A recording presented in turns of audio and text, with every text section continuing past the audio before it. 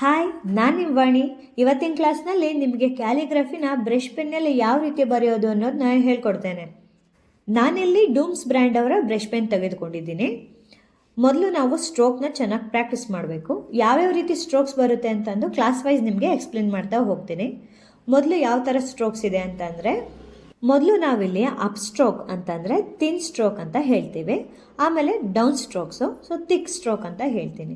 ಯಾವ ರೀತಿ ಇದನ್ನು ಪ್ರಾಕ್ಟೀಸ್ ಮಾಡಬೇಕು, ಹಾಗೆಯೇ ನಾವು ಥಿನ್ ಲೈನ್ನ ಹಾಕುವಾಗ ಎಷ್ಟು ಪ್ರೆಷರ್ ಕೊಡಬೇಕು, ಹಾಗೆ ಥಿಕ್ ಲೈನ್ನ ಹಾಕುವಾಗ ಎಷ್ಟು ಪ್ರೆಷರ್ ಕೊಡಬೇಕು ಅನ್ನೋದನ್ನ ನಾವು ಮೊದಲು ತಿಳ್ಕೊಂಡಿರಬೇಕು. ಈ ಬ್ರಷ್ ಪೆನ್ನ ಯಾವಾಗಲೂ 45 ಡಿಗ್ರಿ ಆ್ಯಂಗಲ್ನಲ್ಲಿ ಇಟ್ಕೊಂಡು ನಾವು ಬರೀಲಿಕ್ಕೆ ಶುರು ಮಾಡಬೇಕು. ಮೊದಲು ಅಪ್ ಸ್ಟ್ರೋಕ್ಸ್ನ ನಾವು ಹಾಕೋಣ. ಈ ಅಪ್ ಸ್ಟ್ರೋಕ್ ಹಾಕೋದು ಸ್ವಲ್ಪ ಡಿಫಿಕಲ್ಟ್ ಅನಿಸುತ್ತೆ. ನೀವು ಪ್ರಾಕ್ಟೀಸ್ ಮಾಡ್ತಾ ಮಾಡ್ತಾ ಏನಾಗುತ್ತೆ, ಇದು ಈಸಿ ಆಗಲಿಕ್ಕೆ ಶುರು ಆಗುತ್ತೆ. ಹಾಗೆಯೇ ಇದು ಎಷ್ಟು ಚೆನ್ನಾಗಿ ಪ್ರಾಕ್ಟೀಸ್ ಮಾಡ್ತೀವೋ ಅಷ್ಟು ಚೆನ್ನಾಗಿ ನಮಗೆ ಹ್ಯಾಂಡ್ ರೈಟಿಂಗು ಬರೀಲಿಕ್ಕೆ ಬರುತ್ತೆ. ಇಲ್ಲ ಅಂತಂದರೆ ನಮ್ಮದು ಹ್ಯಾಂಡ್ ರೈಟಿಂಗ್ ಅಷ್ಟೊಂದು ಚೆನ್ನಾಗಿ ಕಾಣಿಸೋದಿಲ್ಲ. ನೆಕ್ಸ್ಟ್ ಬರೋದು ಥಿಕ್ ಅಂತಂದರೆ ಡೌನ್ ಸ್ಟ್ರೋಕು ಅಂತಂದು ಹೇಳ್ತೀವಿ. ಅಂದರೆ ಇದು ಥಿಕ್ ಲೈನ್ ಹಾಕೋದು ತುಂಬಾ ಈಸಿ. ಹಾಗೆ ನಮಗೆ ಪ್ರೆಷರಿಂಗ್ ಪಾಯಿಂಟು ಎಷ್ಟು ಕೊಡಬೇಕು ಅನ್ನೋದು ಕೂಡ ನಮಗೆ ಹಾಕ್ತಾ ನಮಗೆ ಅರ್ಥ ಆಗ್ತಾ ಹೋಗುತ್ತೆ. ನೀವಿಲ್ಲಿ ನೋಡ್ತಾ ಇದ್ದೀರಾ, ನಾನು ಯಾವ ರೀತಿ ಪ್ರೆಷರ್ ಹಾಕಿಬಿಟ್ಟು ಲೈನ್ನ ಡೌನ್ವರ್ಡ್ಸ್ ಆಗಿ ಬರಿತಾ ಇದ್ದೀನಿ ಅಂತ. ನೀವು ಇದೇ ಥರ ಪ್ರಾಕ್ಟೀಸ್ ಮಾಡ್ಕೊಳ್ಳಿ. ನೀವು ಎಷ್ಟು ಚೆನ್ನಾಗಿ ಪ್ರಾಕ್ಟೀಸ್ ಮಾಡ್ಕೊತೀರೋ ಅಷ್ಟು ಚೆನ್ನಾಗೆ ರೈಟಿಂಗು ಬರ್ತಾ ಹೋಗುತ್ತೆ. ಸ್ಟಾರ್ಟಿಂಗೇ ಎಕ್ಸ್ಪೆಕ್ಟೇಷನ್ ಬೇಡ, ಏಕೆಂದರೆ ಯಾವುದೂ ಕೂಡ ಈಸಿ ಇರೋದಿಲ್ಲ. ನೆಕ್ಸ್ಟ್ ಸ್ಟ್ರೋಕ್ಸ್ ಅಂತಂದರೆ ಓವರ್ ಟರ್ನ್ ಅಂತ ಹೇಳ್ತೀವಿ. ಅಂತಂದರೆ ಏನು, ಫಸ್ಟು ನಾವು ಮೇಲ್ಗಡೆಗೆ ಅಂದರೆ ಅಪ್ವರ್ಡ್ ಹಾಕುವಾಗ ತುಂಬ ಥಿನ್ ಲೈನ್ ಹಾಕಬೇಕು, ಹಾಗೆ ಡೌನ್ವರ್ಡ್ ತಗೊಳ್ಳುವಾಗ ಥಿಕ್ ಲೈನ್ ಹಾಕಬೇಕು. ಇಲ್ಲಿ ಥಿನ್ ಲೈನ್ ಆದಮೇಲೆ ಥಿಕ್ ಲೈನು ಹಾಗೆ ಪ್ರೆಷರ್ ಕೊಡ್ಕೊಂಡು ನಾವು ಕಂಪ್ಲೀಟ್ ಮಾಡ್ಕೋಬೇಕು.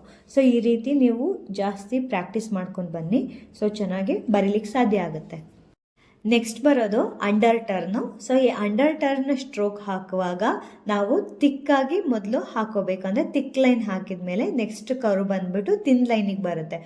ಇದೇ ಥರ ಪ್ರಾಕ್ಟೀಸ್ ಮಾಡ್ತಾ ಹೋಗಿ. ಮೊದಲು ತಿಕ್ ಲೈನ್ ಬಂದು ನೆಕ್ಸ್ಟ್ ಬರೋದು ಥಿನ್ ಲೈನು.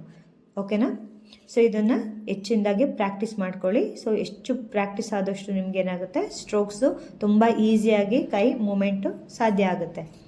ನೆಕ್ಸ್ಟ್ ಸ್ಟ್ರೋಕ್ಸ್ ಅಂತ ಅಂದರೆ ಕಾಂಪೌಂಡ್ ಕರ್ವ್ ಅಂತ ಹೇಳ್ತೀವಿ. ಇದು ಕಾಂಪೌಂಡ್ ಕರ್ವ್ ಬಂದುಬಿಟ್ಟು ಓವರ್ ಟರ್ನು ಮತ್ತು ಅಂಡರ್ ಟರ್ನ ಎರಡು ಮಿಕ್ಸ್ ಮಾಡಿಬಿಟ್ಟು ನಾವು ಇದನ್ನು ಬರಿತೀವಿ.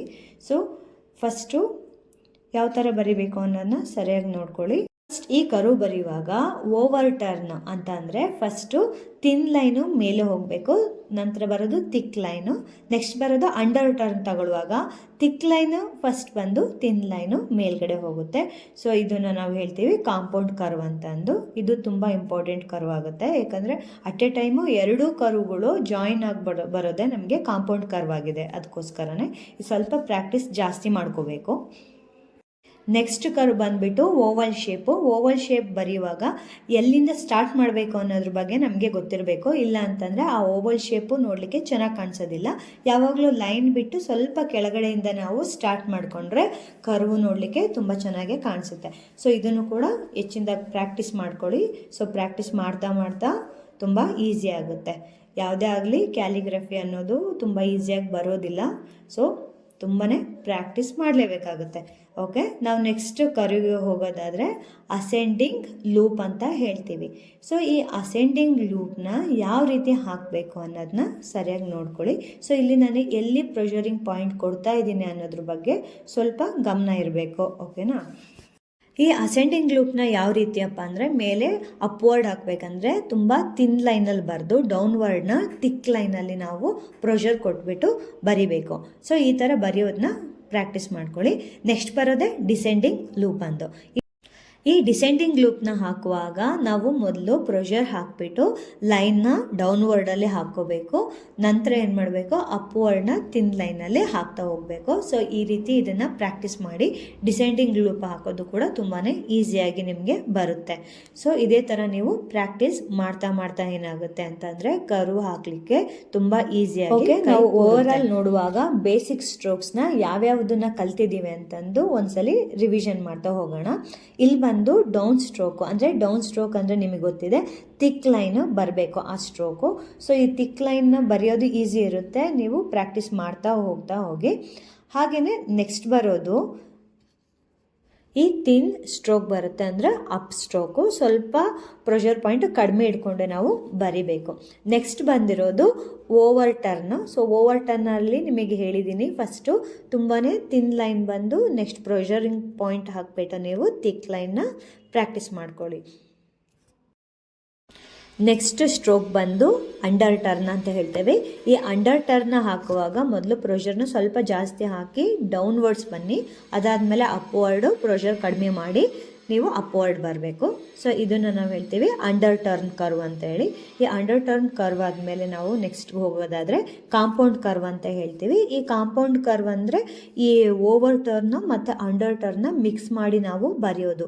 ಮೊದಲು ನಾವೇನು ಮಾಡ್ತೀವಿ, ಓವರ್ ಟರ್ನ್ ಯೂಸ್ ಮಾಡ್ತೀವಿ, ಅಂದರೆ ತಿನ್ ಲೈನ್ ಹಾಕಿ ತಿಕ್ ಲೈನಿಗೆ ಬಂದು ಆಮೇಲೆ ಮತ್ತೆ ಅಂಡರ್ ಟರ್ನ್ ಮಾಡ್ಕೊತೀವಿ, ಅಂದರೆ ತಿಕ್ ಲೈನಿಂದ ತಿನ್ ಲೈನ್ ಮಾಡ್ತಾ ಹೋಗ್ತೀವಿ. ಸೊ ಈ ಥರ ನೀವು ಪ್ರಾಕ್ಟೀಸ್ ಮಾಡ್ತಾ ಹೋಗ್ರಿ. ನೆಕ್ಸ್ಟ್ ಕರ್ವ್ ಬಂದುಬಿಟ್ಟು ಓವಲ್ ಶೇಪ್ ಅಂತೇವೆ. ಈ ಓವಲ್ ಶೇಪ್ನ ನಾವು ಸ್ಟಾರ್ಟಿಂಗ್ ಬಂದು ಫುಲ್ ಮೇಲ್ಗಡೆ ಲೈನಿಂದ ಸ್ಟಾರ್ಟ್ ಮಾಡ್ಕೋಬಾರ್ದು, ಮೇಲ್ ಲೈನಿಂದ ಸ್ವಲ್ಪ ಕೆಳಗಡೆ ತೊಗೊಂಡು ಪಾಯಿಂಟ್ ಇಟ್ಕೊಂಡು ನಾವು ಕರ್ವ್ನ ಸ್ಟಾರ್ಟ್ ಮಾಡಬೇಕು.